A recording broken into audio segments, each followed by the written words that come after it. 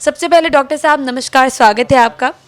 Doctor साहब, दांत पीले हो जाना लोगों की रोज़मर्रा की ज़िंदगी की एक बहुत बड़ी समस्या है, क्योंकि पीले दांत जो है वो अपीयरेंस को भी काफ़ी डल कर देते हैं, गंदा बना देते हैं। तो दांत पीले होने के पीछे मुख्य कारण जो है वो क्या हो सकते हैं?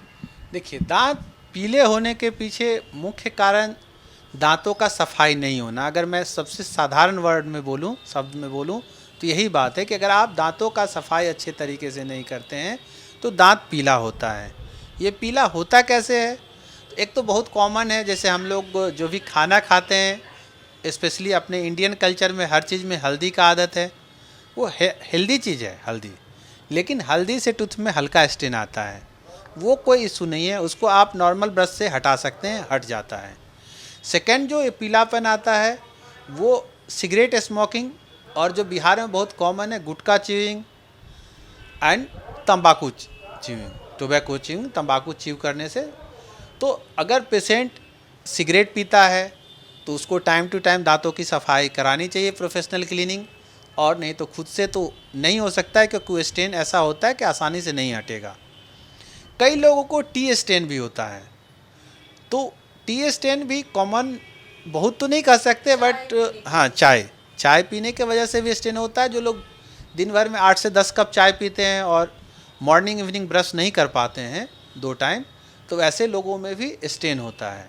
तो चाय के स्टेन को भी हमें क्लीन कराना चाहिए। तीसरा गुटखा च्यूइंग, जो हम लोग बिहार के प्रैक्टिस में काफ़ी देखते हैं। यहाँ का मतलब एग्जैक्ट तो मैं नहीं बता पाऊँगा, लेकिन 60-70% यंग जनरेशन गुटखा च्यूइंग के हैबिट से लगे हुए हैं, और उससे टूथ का बहुत ही गंदा दिखता है। Yellowness and redness mix, red yellow का कलर आ जाता है। तो हमें इन पेशेंट को मोटिवेट करना चाहिए कि आप गुटखा च्यू ना करें, ये आपके हेल्थ के लिए हार्मफुल है। कैंसर तो करेगा ही करेगा। आप डे टू डे लाइफ में भी किसी से मिलते हैं, मुंह खोलते हैं, अगर टूथ येल्लो है तो आपका अपीयरेंस अच्छा नहीं होता है, लोगों का आपके प्रति भावना खराब हो जाता है कि ये गुटखा खाता है, इसको साइड करो। तो हमें अपने पर्सनालिटी को मेंटेन करने के लिए, अपने कॉन्फिडेंस को बढ़ाने के लिए भी ज़रूरी है कि दांतों में पीलापन ना रहे।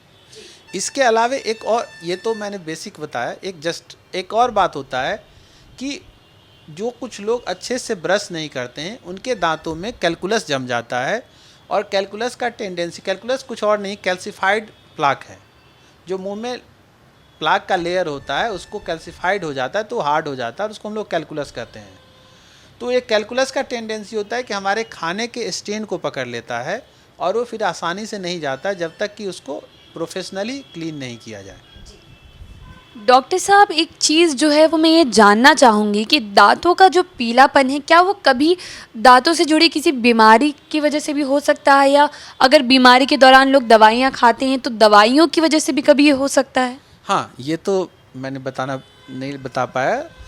दांतों में कई तरह का प्रॉब्लम है पीला होने में। एक तो जो सबसे कॉमन है टेट्रासाइक्लिन स्टेनिंग।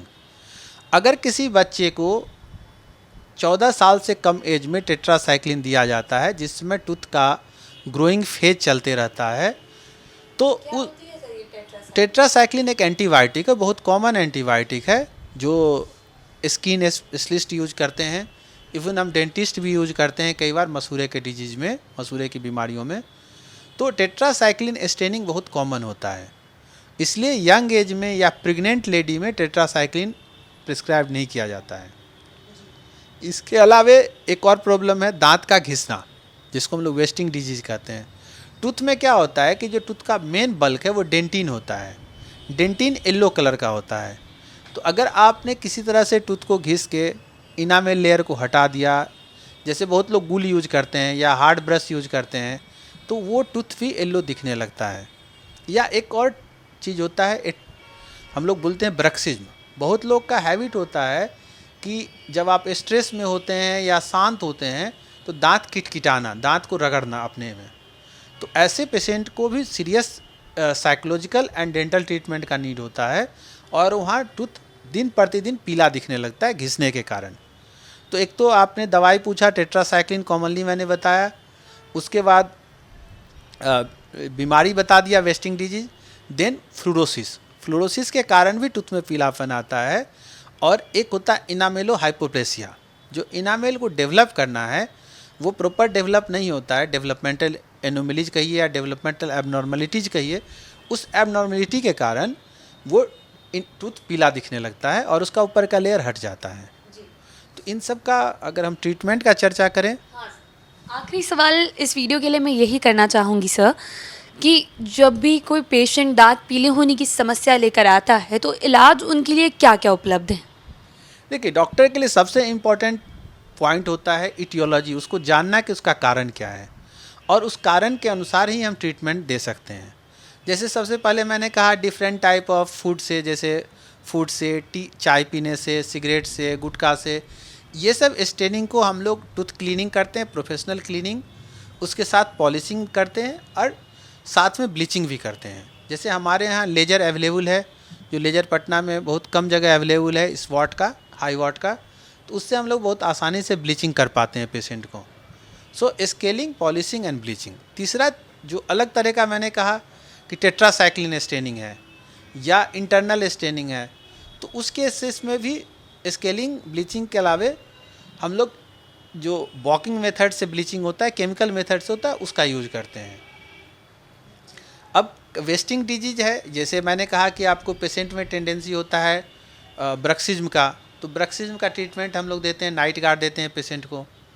नेक्स्ट चीज़ मैंने बताया कि इनामेलो हाइपोप्लेसिया या डेवलपमेंटल एनोमलीज, तो वैसे केसेस में हम लोग टूथ को रिस्टोर करते हैं, आइदर क्राउन देते हैं, जैकेट क्राउन, जो कवर हिंदी में अपना लोग कहते हैं, लेकिन जैकेट क्राउन देते हैं, एंड कंपोजिट फिलिंग होता है, जो टूथ कलर का फिलिंग होता है, वो दे सकते हैं। और तीसरा जो सबसे इम्पोर्टेंट होता है वेनियरिंग, जस्ट लाइक सरफेस कवरिंग। तो ये सारा ट्रीटमेंट हम लोग दे सकते हैं और इससे पेशेंट को फ़ायदा मिलेगा।